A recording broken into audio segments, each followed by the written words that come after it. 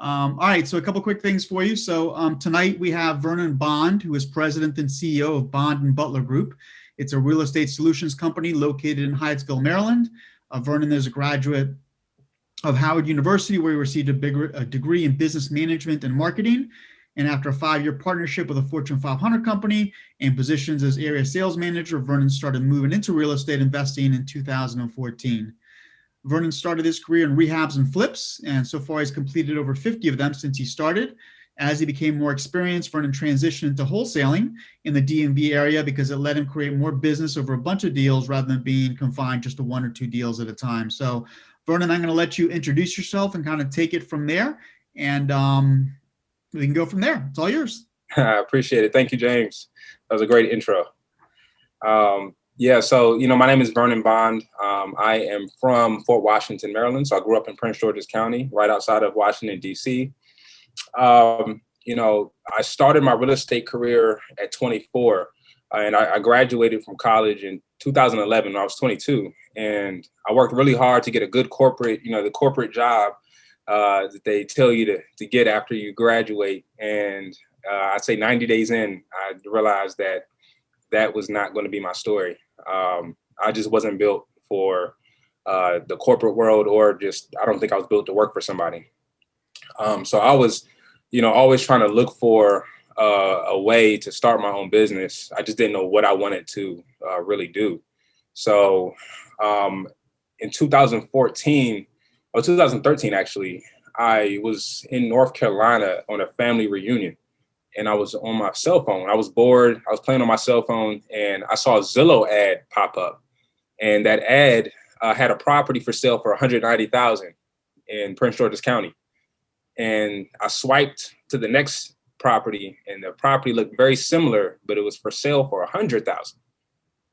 So I was like, wow, how can 2 similar houses in the same neighborhood be worth so much drastically different price? And I looked at the photos and realized that one property was nice, fixed up, and the other property, needed work. So then a light bulb went off in my head, and I was like, wow, you can buy a property for $100,000, put some work into it, and resell it for $190,000. And now this was back in 2013. So the market was completely different back then. The country was still kind of recovering from the mortgage crisis and all that. But that's when I realized, I said, real estate is gotta be something I get into. So a year later, I decided to buy my first house. And that house was a 4-bedroom, 3-bathroom house. And I house hacked that house. And I don't even think that term was around back then, but that's just basically turning your home into an asset by renting a portion of it out. So I lived in the master bedroom, and I rented the other 3 bedrooms out to my best friends. So they were paying me $500 a month. My mortgage was $1,400. So I was virtually living for free, which allowed me to save up more money. And I bought my second property, and that's the house. That's the first flip that I did. And I bought that house for $82,000. I put about $35,000 into it. Well, my contractor technically did, but he fixed it up. $35,000 is what it cost me. It was a regular townhouse in Prince George's County, right next to Prince George's Community College. And that property sold in 1 day on the market. 1 day. I had 3 offers on the first day, and I sold it for $190,000. So I paid $82,000 for it, put $35,000 into it, and sold it for $190,000. The day I closed, or the next day after I closed, I left my job. I left my 9-to-5 and said, nope, this is it. Because I sold that property in June of that year. And by June of that year, I had made more on that flip than I did at my job. And my job was creating all this stress for me, but this flip didn't. So I took a leap out on faith. I got my real estate license right after I left my job because I didn't want to work at the pace of a realtor to bring me deals. And that's how I got my first deal. A realtor brought me that deal. So after that, for the next 3 years, I kept flipping houses, I'm in my mid to late 20s, having fun, traveling, going to countries. Everything was great. And then 2018, my whole life changed. I thought I was bigger than I was, and I went out and I over leveraged myself. I bought too many properties. I did too much. I started an Airbnb business. I bought 4 properties at one time. I had other properties that I was still doing, and I ran out of cash.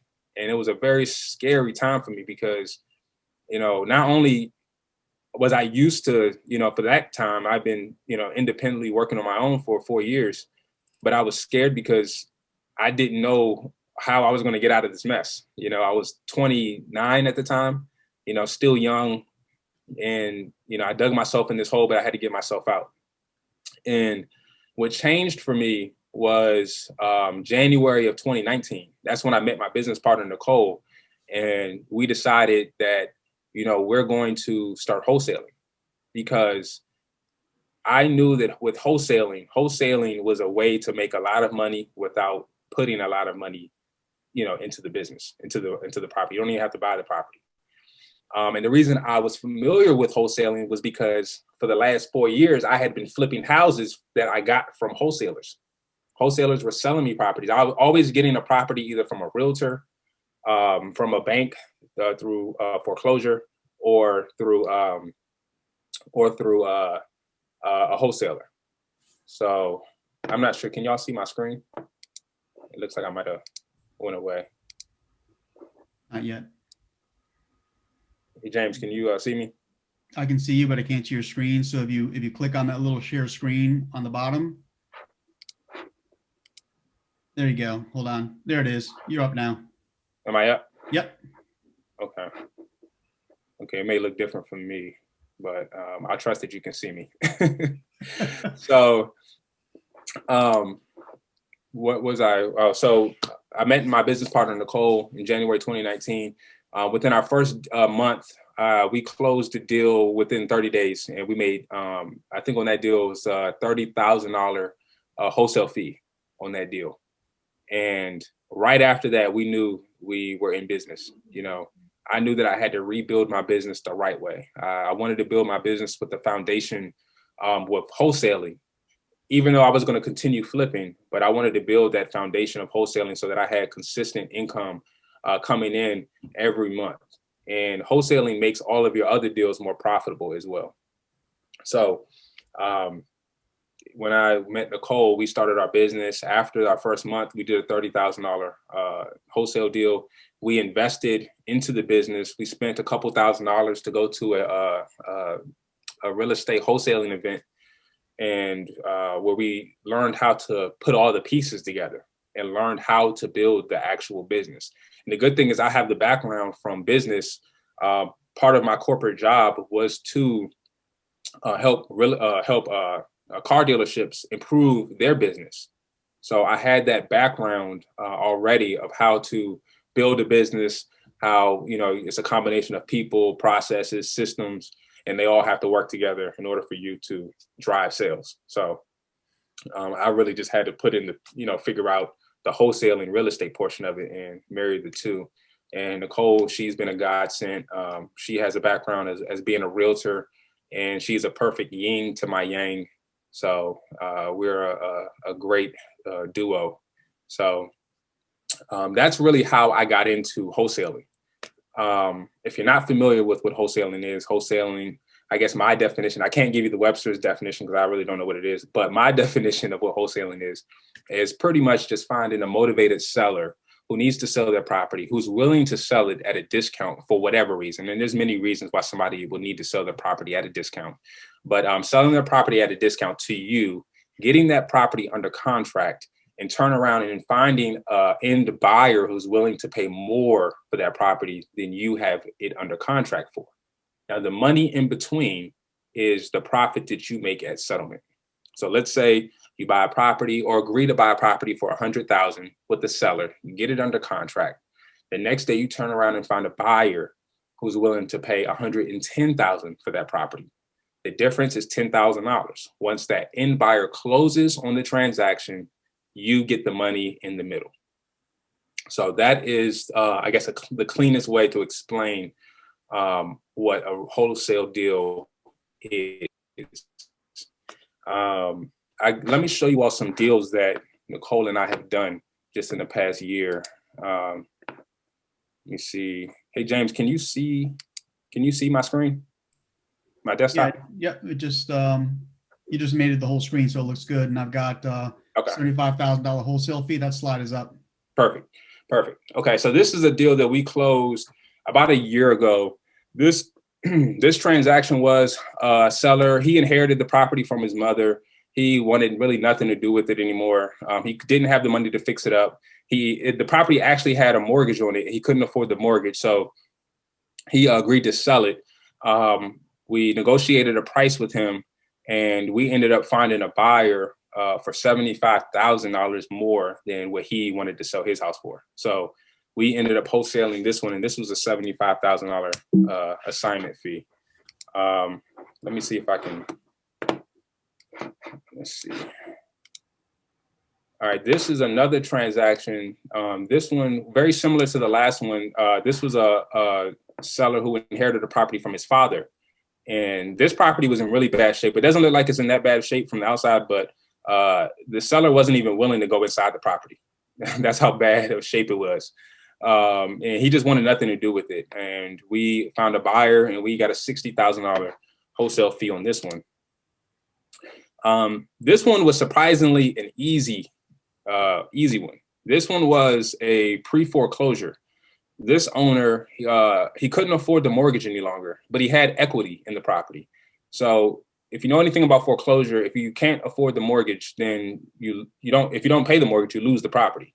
So in order to salvage his equity, the amount of money that he had in the property, he decided to sell it. And we found a buyer willing to pay $40,000 more than we agreed to buy it for. And this buyer ended up making this a much larger home.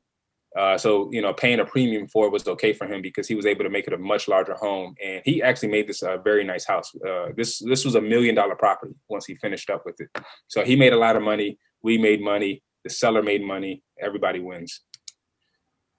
This was a property right outside of DC. This actually wasn't far from College Park. This was a seller who he ran out of money. He was renovating the property on the inside. He actually gutted the whole property down to the framing. And I think he bit off more than he could chew. So he needed to get out of it really quick. So, we were able to close on this. The buyer was able to close on it in only a couple weeks. And we made $15,000 on this one. This one was a deal where a guy was moving to North Carolina, and he didn't have the money to get down there. So he had to sell his house. So this one, we made $60,000 on this one. And this was another probate. So someone inherited a property. We made $35K on this one. And this is our baby right here. This is one we just closed. And Nicole will tell you, I think she probably celebrated this past weekend, and I know I did. This one was our first 6-figure single wholesale deal. This one took a long time, though. This one, the seller spent over a year trying to get the tenant out of the property. And honestly, the property was in such bad shape, they really shouldn't have even been living in there. But the tenant stopped paying rent years ago, and the seller finally was able to get the tenant out. And over that time, the value of the property just kept increasing. And the seller was cool with selling it to us at the same price that we agreed to it back then. So we made a really big profit on this one. Now, the reason I'm showing you all this is, not to boast, not to brag, but I want to show you all the potential money that's out there if you really just dedicate the time and effort to, put into this business. The money's out there. You just have to be willing to put in the time and consistency to get deals like this done.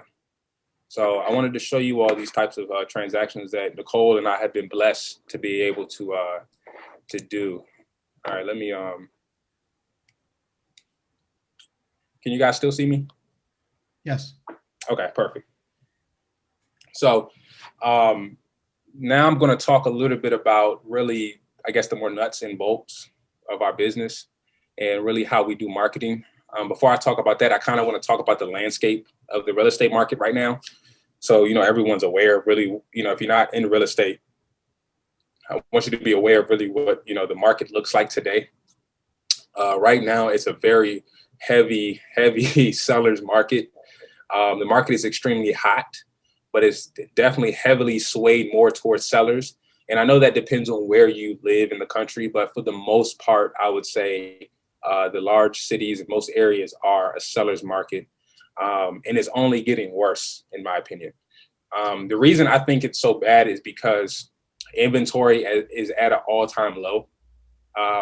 Not only has inventory been dropping over time, but we have COVID that's here, and you have the government who put a ban on foreclosures. So there haven't been any foreclosures for the last year and a half for the most part. I think sellers are literally kind of hesitant to sell their house. They don't want buyers and people coming through their house because of the virus. And then we just naturally have inventory that's low because it's been low. On top of that, on the other side, you have interest rates that are extremely low. So there are more buyers out there because people are trying to take advantage of the pretty much free money that you can get from the government because interest rates are below 3% now. So, I mean, that's almost free money. So you have buyers that are out there at an all-time high. So when you have a low supply and a high demand, prices are going to increase. That's driving up prices. That's just normal, economics. So right now it's harder and harder to find a deal out there. And that's really what I want to talk about, how we find our deals and how I was taught to find my deals back in the day. So there's two types of marketing that I look at, and this is just my definition. You have your old school ways of marketing, which are fine, they work. And then you have your strategic marketing. That's the marketing where you kind of laser focus and go, deeper into finding deals, finding motivated sellers. The old school ways of marketing typically have been like bandit signs. Those are the "We Buy Houses" signs that are, on major roads that you see on, light posts and stop signs, throughout your neighborhood. Those are cool. They work. I would assume they definitely work because people use them, but, they can be expensive. Those signs aren't, individually, they may be cheap, but you really have to put out 50 signs a week to 100 signs a week just to be consistent and competitive in your market. And those signs get taken down sometimes by the city. And, if you're putting out 50 signs at $3 a sign, and you got to pay somebody to do that every week, if you're not going to do it yourself, that can get expensive. And you have to do it every week, every month. You have to be consistent with it. The key of this business is consistency. Another old school way of marketing will be direct mail. Direct mail is effective, but at the same time, that could be expensive. Direct mail can cost you anywhere from 50 cents to $1 per mailer. And you've got to send out hundreds, thousands of mailers just to get a response rate. I think, when I did mailers back in the day, I think I was getting like a 5% response rate or less. So, and that's just a response rate. To that oil ring. So, I think somebody was, there we go.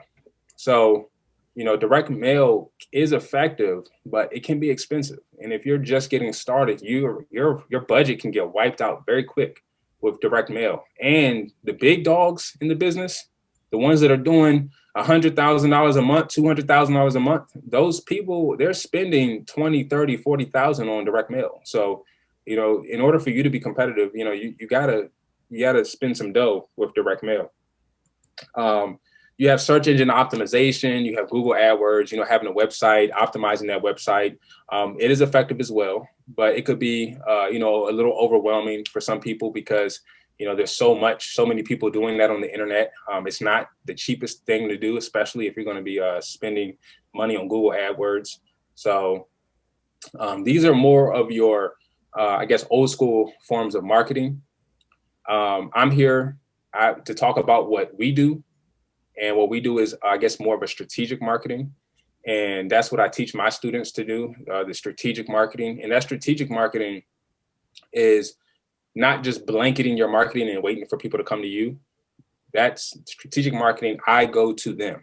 I reach out to people that I think are out there who need to sell or want to sell. and want to do business with me.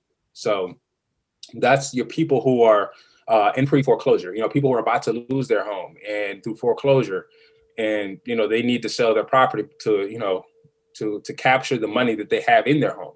And they're willing to sell it at a discount because they don't want to do any repairs. They may not have money to do repairs, or they may have to sell quick to avoid the foreclosure. Also, probate. Probate is someone inheriting a property. So if you inherit a property, in most cases, when somebody inherits a property, they sell it because, a lot of times there's a mortgage on the property. They don't want to pay the mortgage. There may be, there is property tax. Every house has property taxes. So you got to pay property taxes. You may not have the money for that. So they sell the property, and they may just not want to, deal with the property. So they sell the property. So that's that's a huge chunk of our business right there with probate. Also, you have liens, people who have a lien on their property. That means they owe somebody money, and that person has put a lien against their property. That means they can't do anything with their property without paying that lien off. So a lot of people don't want to have a lien on their home, or at the same time, you may lose your property from a lien. A lien holder can foreclose on you in some cases, so you don't want to lose that property. So that's another motivation to sell. Somebody who may be going through a bankruptcy. If you're a bank going through bankruptcy, that means you can't afford to, pay off your debts. So, selling off an asset may be beneficial. Vacant properties, people who have a vacant property nobody's living in. There's a long list. There's many reasons why somebody may be motivated to sell. And that's what Nicole and I focus on with our marketing. We want to go out to those people. Now, how we reach out to those people are through phone call and text.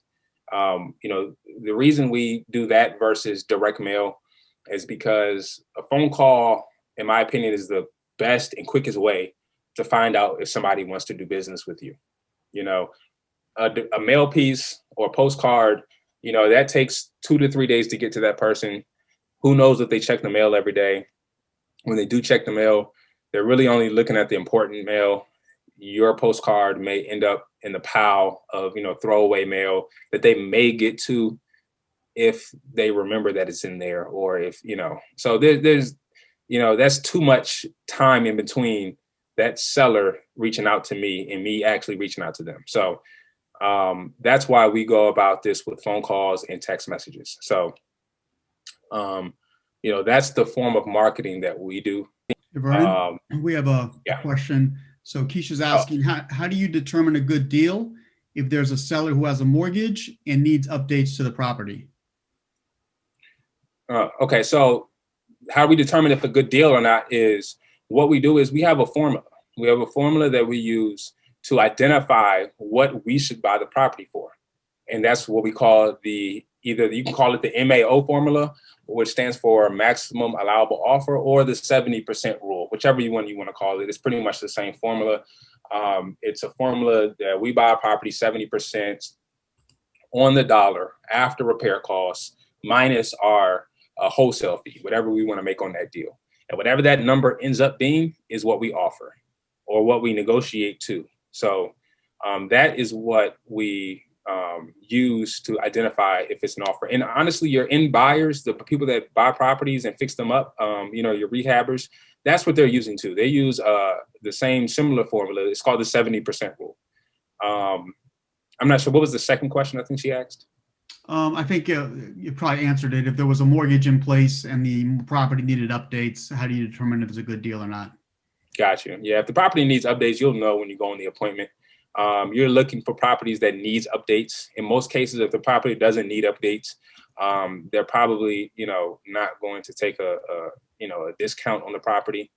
And just in most cases, unless they need to sell like in a week, or if they just don't want to deal with the realtors. But in most cases, you're going to be looking for properties that need significant updates. And then Ayana's asking, and I can't, do you by any chance do equity partnerships?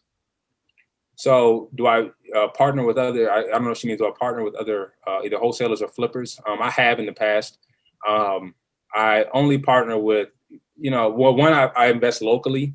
I do my flips when I actually buy a property, fix it up and sell it. I do that locally. And if it's a good deal, I'll look at it. But in most cases, I do the flips that either I found or someone that I've done business with already. But I'm open to looking up to other deals. And then someone else asks, are most of your deals in the, I think I know why they're asking this, because the prices in DC are so huge that the margins have to be pretty huge too. Are most of your, are most of your wholesale deals in the DC metro area? Yeah, most of them are. We do Baltimore as well. Baltimore, I guess the spreads are smaller in Baltimore, but there's more inventory in Baltimore. But our focus is DC because that's pretty much where we live, and that's what we're familiar with.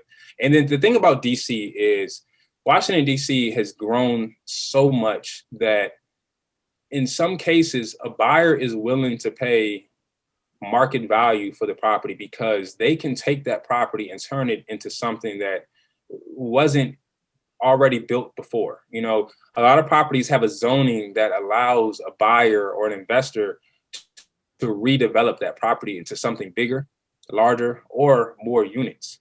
So in one case, actually the first deal Nicole and I wholesale, the one where we made 30K on, the buyer paid, right under market value for it.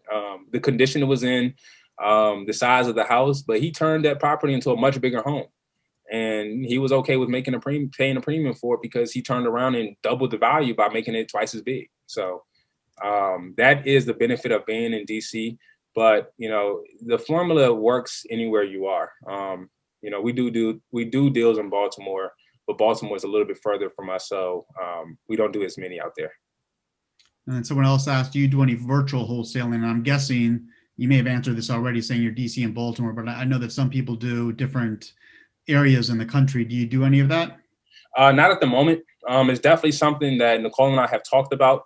Honestly, we've been just so busy with what we're doing. And keep in mind that, I don't just wholesale.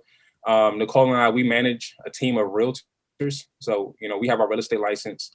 I also flip houses. I also, have a son. I have a wife, and I have some rental properties too. So, I'm kind of like, I wear multiple hats. So we just haven't gotten into virtual, but I know eventually we will.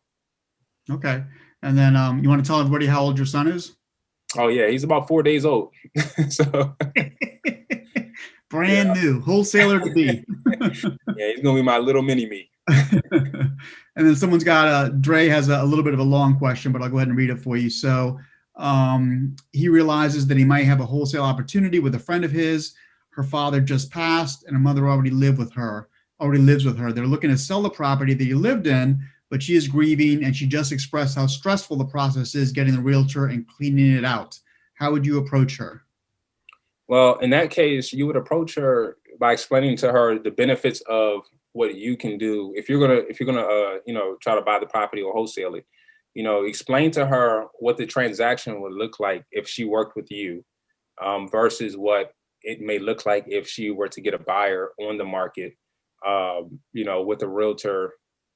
And that process, if you don't know what that process looks like, just reach out to a realtor, or you can Google it. You can Google what it looks like to go through a standard real estate transaction.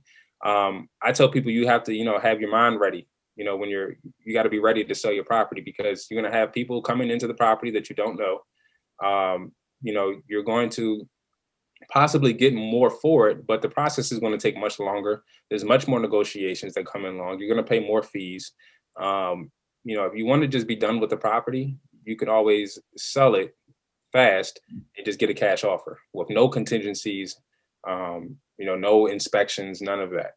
So you got to pretty much explain the benefit to working with you versus actually putting that property on the market.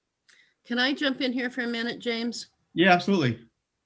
So we've done a lot of this stuff too. And I think the key is that you meet the person where they are. And if they are worried about cleaning out and what the place looks like, and it just seems overwhelming, you kind of say, we can take care of that. Don't you worry. Yep. We know how stressful a time this must be for you. So you let us know what it is you want to keep, and we'll make sure that goes to wherever you want it to go. And so it's really about them, Yeah. and building rapport more than anything, I think. Yeah, Particularly that's, when people are yeah, grieving like that.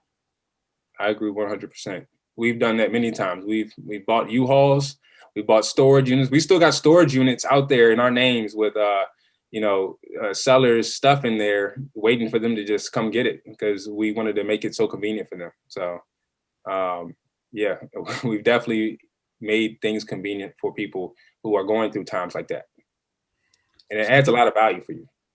Yeah, absolutely. A couple more questions for you. So, and I think I'm trying to understand what this person's saying, but I'm guessing that he's saying, or he's asking, how do you decide if, because you do both, right? You do wholesaling, you do flips. How do you decide if you're going to do one or the other? So it depends. It really depends on how the deal comes to me. So with our marketing, we always looking first as a wholesale deal, or to buy it and flip it. Depends. So we don't look at a deal as, oh, we're just going to do this, or we're just going to do that. We look at the deal and see where it best fits in our investment, I guess, gun, right? We have different cartridges in our gun. Which bullet should we put in? So a deal that comes in, we do first look at it as a wholesale deal. Now, then we look at it as a flip, and then we look at it as a buy and hold, or then we look at it as a retail listing that could possibly come up, and we'll give it to our real estate team. So it really depends on what the deal is, the details of it, what the seller's looking for. So in a lot of cases, if the property's in good shape, the seller doesn't need to sell it right now and probably doesn't want to give it away at a discount, we let them know, hey, we do manage a team of realtors. And if you're looking to list this property on the market, let us do a listing appointment with you, or let one of our teammates do a listing appointment with you. And we can show you exactly what you could get if you put this property on the market. But we also explain to them what the process looks like on that side as well. So we really don't go into the deal knowing if this is going to be a wholesale, or if this is going to be a listing, or if this is going to be a flip. We would try to put it in the best place possible for the seller and then for us. Okay, awesome. And then a couple more here. I'm just trying to translate this. I know what they're saying. Okay, so I think he's talking about transactional funds. So where do you come up with the money if you're going to do a flip or you're going to do a wholesale fee? How does that process work? Do I have to write a check? Do I have to pay for the house first and then flip it to somebody? How does that whole process work? No, so if you're going to do a wholesale deal, you don't actually need to buy the property. So what you're doing is you're getting the property under contract. When you sign a contract, there's always a closing date, which is whatever date you set it to be, whether it's 2 weeks later, 3 weeks later, 30 days later, or whatever. So during that period of we are waiting for closing, you're going to be looking for a buyer. Now, it's important that your contract has a clause in there that allows you to assign your rights to someone else, if you want to or not. So that's why it's important for you to have a solid contract. That's important. That's why I explained that comes with our course, our actual contracts. But it's important that you have that in your contract that allows you to assign your rights, because you're going to assign your right to an end buyer for whatever price that they're willing to pay. And the money in the middle is going to be yours once they close on the property. As long as they and what you're going to do is you're going to make sure that they close by the date that you agreed to buy the property on with the seller. So if you agreed to buy the property on February 30th, 2021, then you need to find a buyer who's going to close on that deal by February 30th, 2021. Well, not February 30th. Is it 30 days in February? I think it's 28. So whatever date you have on the contract, you need to find a buyer who can close by that date at a higher price so that you can make the money in the middle. In some cases, the only cash that you will need is if you're putting down a deposit on the property. Your contract should have some type of monetary deposit, but it doesn't have to be much. It could be $100. We always make sure that the deposit with the end buyer is higher than the deposit that we put down, because you want to make sure that buyer is going to close. And if they don't close, then they forfeit, their earnest money deposit. So So this is the other Nicole again. So there are some deals, I'm sure you know, Vernon, where you almost have to do a double close. Yeah. So if you're buying from like Fannie Mae or Freddie or a HUD home or VA or a short sale or an REO, you have to close. So you can't pass the contract along to somebody else and sell the contract. In that case, there's a whole lot of transactional money out there, which means that somebody will fund you the money to do the closing. Yep. For 1% or some such thing.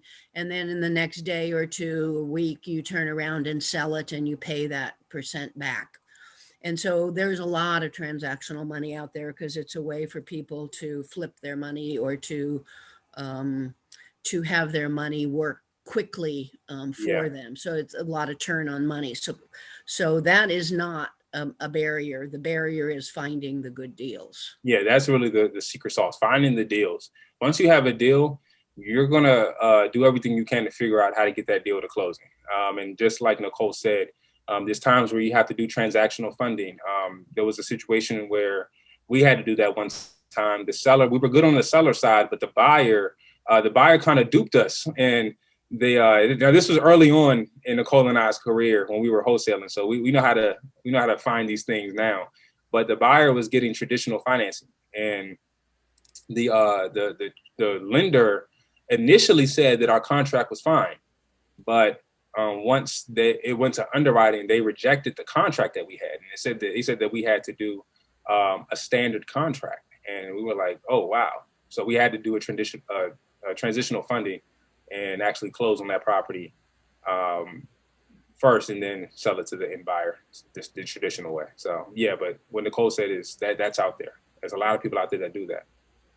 Right now, that's really can be a potential problem because most of the places where you're recording deeds, people are working from home or not working, and so things are way backing up and getting things recorded. Yeah, that's true. So if that looks like an opportunity, you just need to do a little bit of homework to figure out how long it takes to get something recorded before you can sell it again. Yep, that's true. And then a couple more questions on these double closings. Do you pay taxes twice? You pay, so you're going to pay your title fees twice, and you pay, I think, recording. I think it's your recordation fee. I think you got to pay that, but you can negotiate that with your end buyer. You may pay it on the front side, but you may negotiate with your end buyer to pay that on the second closing. So you may only end up paying it once. And then another question was, and again, I'm trying to paraphrase here. So you find a house and you get it under contract and you put it out there, and 3 people say they all want it, right? Mm-hmm. How do you decide who gets it? And what do you get in exchange for giving up the contract before they close? Really what that is, it's really the deal. It depends on how fast they can close. I mean, the price, obviously. And then also how familiar are you with that person?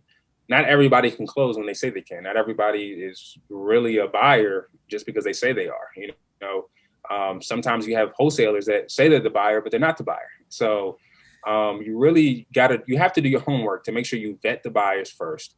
And then you go with, whoever contract looks the best and seems like they're going to get to closing the soonest, or the smoothest, I should say. Now, unless every buyer feels the same to you and every buyer is at the same price and every buyer, looks the same, then I guess just roll the dice on it. Go with your gut at that point. But do you ever make a decision by deciding how much of a non-refundable deposit you get from?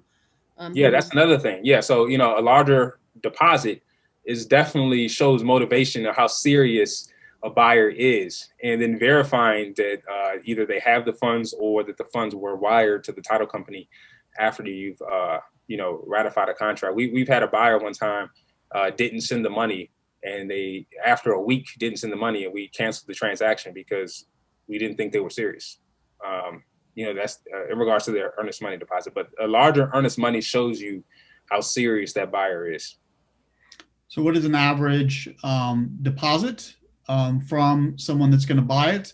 And how do you explain to them that it's non-refundable? Because most contracts, you get an inspection, you can walk away. The financing doesn't come through, you can walk away. So are the people you're selling to end buyers, or are they mostly investors? Yep. And one, what's the average size of the deposit? And two, how do you explain to them that it's non-refundable if it is non-refundable? Yeah, so one, it is non-refundable. We deal with investors. We're not dealing with, we're dealing with big boys, people that know what they're doing. That's what we need to be dealing with. So, most investors know that when they get a contract on a property, unless something drastically changed about, the deal that they were not aware of, that deposit is non-refundable. It is not contingent on financing. It is not contingent on an inspection unless that's something that we negotiate with them from the beginning. In some cases, like in DC, they may want a 3-day inspection period to verify something with the zoning. Like maybe there's land, or maybe the property sits on a large lot, and they may be able to build another home or subdivide the land, and they want to verify that that's what they can do before they actually close on the property. So in some cases, we do give them an inspection period, but in most cases, it's non-refundable. And the average earnest money in our market, or what we do, is $5K. So $5,000 minimum. In some cases, it'll be more if it's a expensive property. If it's like 800,000 or something or more, then we'll definitely ask for a $10,000 deposit. But it's non-refundable in our contracts, and we communicate to them that this deal is, make sure you do your due diligence, and we give them enough time to do their due diligence and check out the property, walk through it, make sure they get their architects there. Sometimes they bring the architect with them. But yeah, it's non-refundable, and $5K is the average.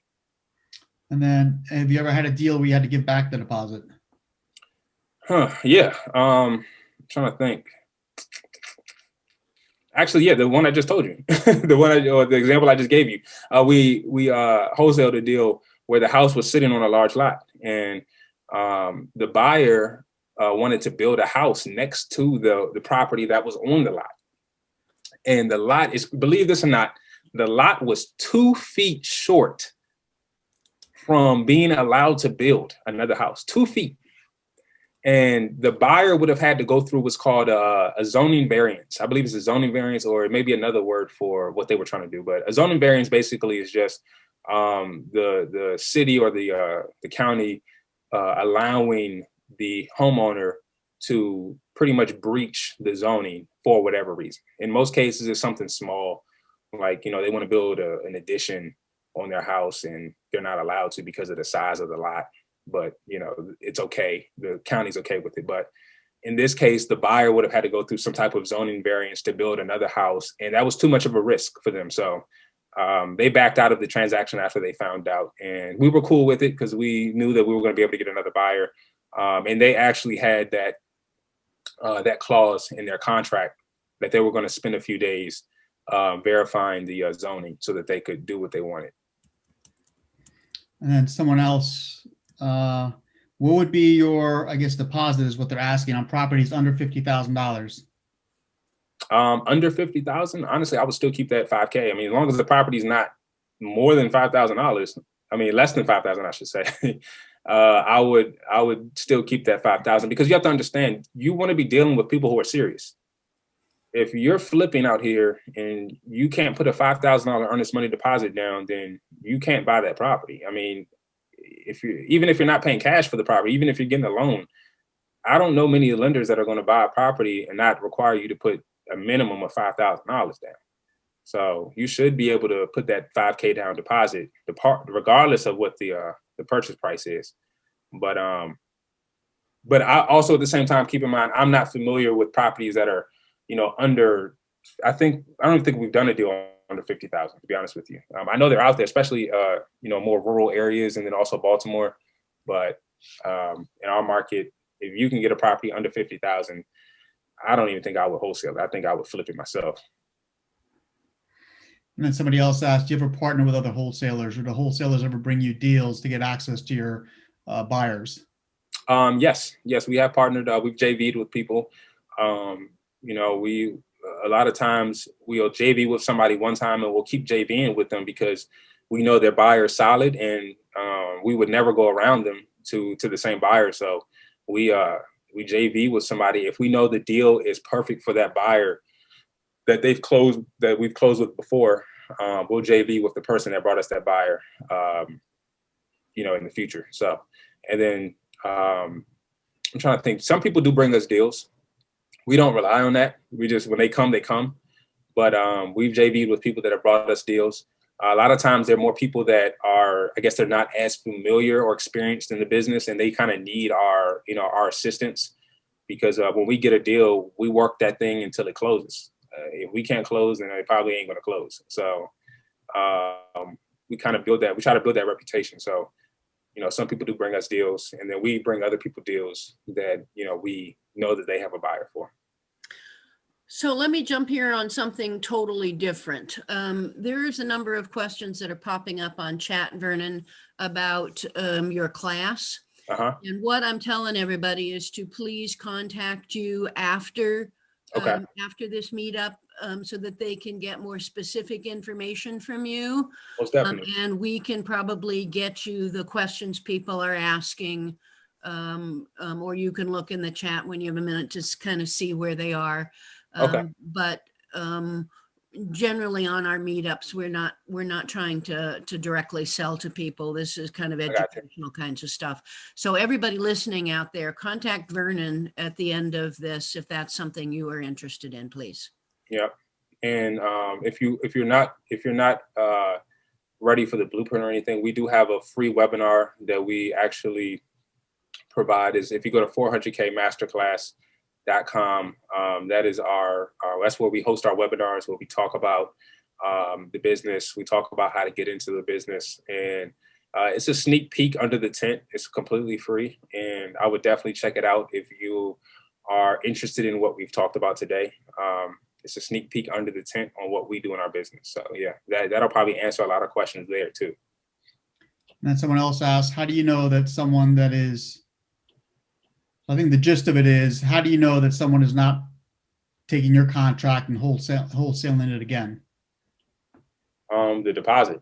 I mean, if most wholesalers aren't trying to put down $5,000, $10,000. And most, I'll say most, some will.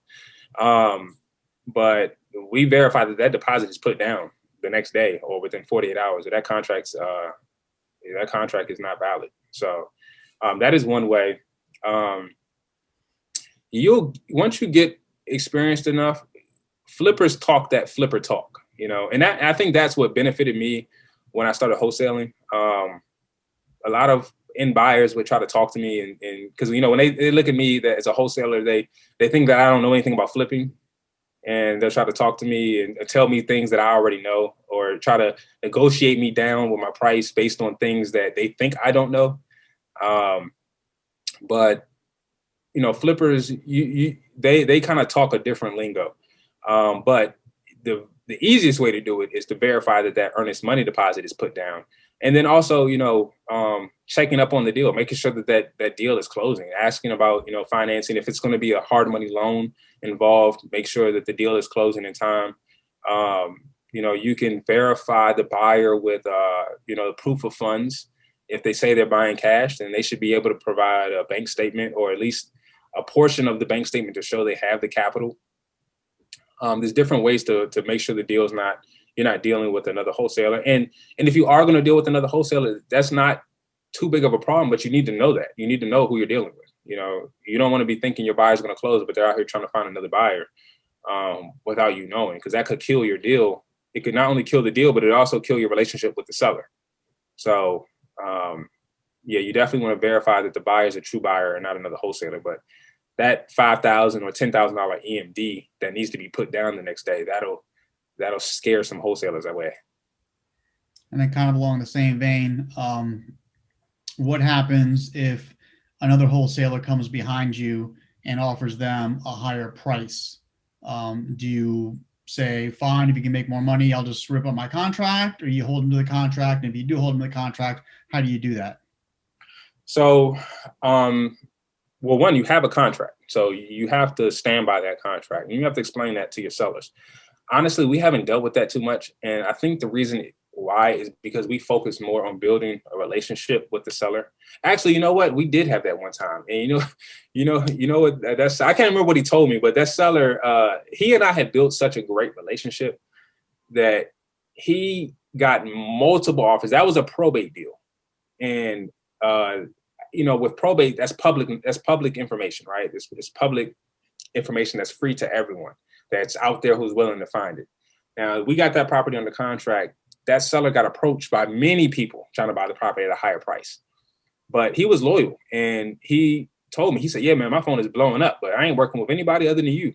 But it's because I built value with him. I built a rapport with him. Me and him became friends for the most part. You have to, make sure that you add value and build rapport with your sellers. That's why they're doing business with you in a lot of cases, not just because you make the deal look sweet for them. That might be what gets you in the door, but your personality, how you manage that transaction is what keeps you there.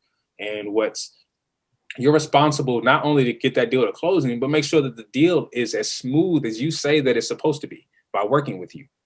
And that adds value, whether you believe it or not. And a lot of times the seller won't go behind your back or try to screw you over. We did have one time where a seller backed out the last minute. And we actually found out the guy wasn't even the personal representative. He was the son of the person that owned it.